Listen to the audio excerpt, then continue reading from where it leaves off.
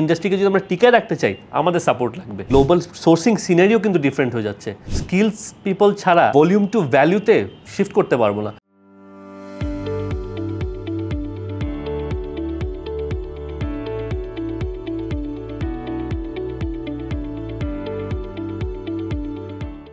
বর্তমানে আমাদের ইন্ডাস্ট্রি এখন যেই ক্রসরোডের মধ্যে আছে, it's a crucial transition period. Domestic challenges তো আছে, এটা নিয়ে তো আমরা কথা বলেই যাচ্ছি, এবং প্রতিদিনই আমাদের এই পেইনটার জন্য যে পার্টিকুলারলি যে গ্যাসের যে পেইনটা, বাংলাদেশের ব্যাকবোন, ইকোনমিক্যাল ব্যাকবোন, মেরুদণ্ড, আপনার টোটাল এক্সপোর্ট সবকিছু কিন্তু এই ইন্ডাস্ট্রির বদলতে, এটা তো অস্বীকার করার কিছু নেই। এই ইন্ডাস্ট্রির বদলতে যখন হয়, তাহলে কি এই ইন্ডাস্ট্রি প্রায়োরিটাইজেশন পাবে না in terms of utility supply? Definitely. আর যদি প্রায়োরিটাইজেশন না পায়, তাহলে অল্টারনেটিভ এটাকে সাপোর্ট দেওয়ার জন্য ইনসেন্টিভ অ্যান্ড কম্পেনসেশন প্যাকেজ থাকা উচিত, যে আমার যে কতটুকু এফিসিয়েন্সি লস হচ্ছে, কতটুকু লস ইন্ডাস্ট্রি করতেছে অফ টোটাল এক্সপোর্ট, যেটা কিনা আমার ফরেন রিজার্ভে অ্যাড হতো, যেটা কিনা আমার ট্যাক্সে অ্যাড হতো কান্ট্রি, ওই জায়গাটাতে কতটুকু লস হচ্ছে এবং কতটুকু দিয়ে এটাকে কভার করা যায়, ওইভাবে করে direct subsidy for this interruption of gas is mandatory. এটা আমাদের কোয়ান্টিফাই করে ডেটা নিয়ে we have to keep on negotiating on this. So এটার কথা is there, but এটার পাশেও ইন্টারন্যাশনালি এখন যে রেগুলেটরি চেঞ্জেসগুলো আসতেছে, গ্লোবাল সোর্সিং সিনারিও কিন্তু ডিফারেন্ট হয়ে যাচ্ছে। যেটা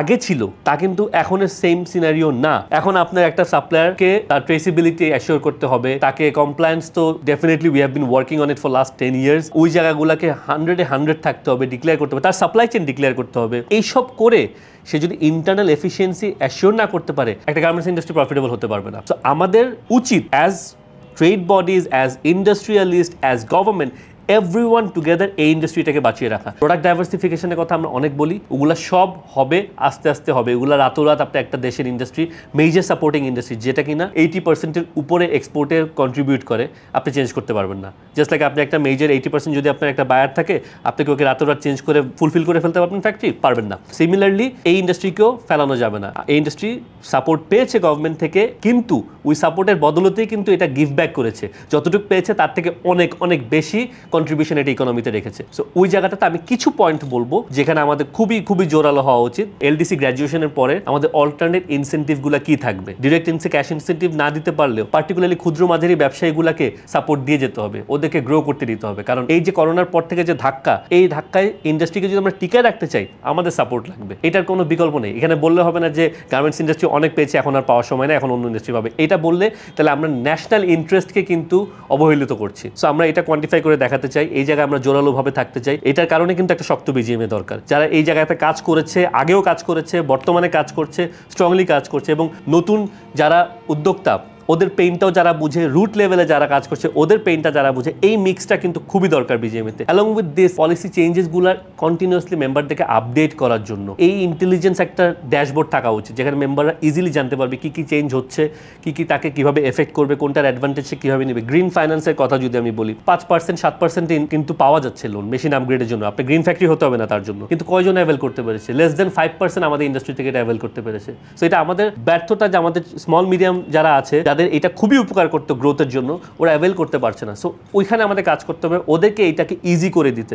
সো গ্রিন ফান্ডিং ডেস্ক আমাদেরই সম্মিলিত পরিষদের ম্যানিফেস্টোর একটা মেজর পয়েন্ট, এই জায়গাটাকে করা। প্রোডাক্ট ডাইভার্সিফিকেশনের জন্য স্কিল দরকার। স্কিলস পিপল ছাড়া আমরা ওই ভলিউম টু ভ্যালুতে শিফট করতে পারবো না। ওই জায়গাটাতে প্রচুর কাজ করার সুযোগ আছে। এই জায়গাটাতে we have to highly prioritise right now, যে আমরা দক্ষ লোক এনাফ সাপ্লাই পাই, যাতে কর্মসংস্থানও বাড়বে, স্ট্যান্ডার্ড অফ লাইফ অফ ওয়ার্কার্সও বাড়বে, এবং গার্মেন্টসগুলো ভলিউম থেকে ভ্যালুতে যেতে পারবে, যেখানে কিনা তাদের ওই যে প্রাইস যে কম পায়, এইটাকে সলিউশন হিসাবে এটা কাজ করবে। তো এরকম বিভিন্ন ফ্যাক্টর আছে যেগুলোতে খুব জোরালোভাবে এখন কাজ করা দরকার, এবং এখনই সময়। কারণ এলডিসি গ্র্যাজুয়েশনের পরে আমরা না হলে আমাদের কম্পিটিটিভনেস হারাবো। আমাদের পোর্টের টাইম লাগে 10-11 দিন লেগে যায় ক্লিয়ার করতে, one of the slowest. In fact I think it's the slowest. Vietnam একদিনের মধ্যে ক্লিয়ারেন্স নিতে পারতেছে।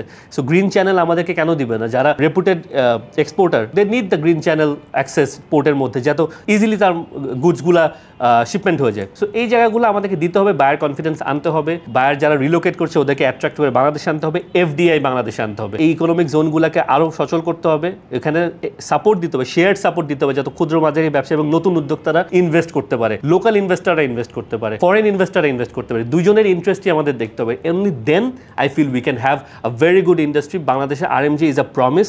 এই ইন্ডাস্ট্রি যতটুকু এসেছে এর থেকে আরও 10 গুণ উপরে যেতে পারবে, ওই ক্যাপাবিলিটি এবং ওই সক্ষমতা এটা রাখে। সো এটাকে আমাদের ক্যাপিটালাইজ করা উচিত, শক্ত হাতে এটাকে লিড দেওয়া উচিত। Thank you so much.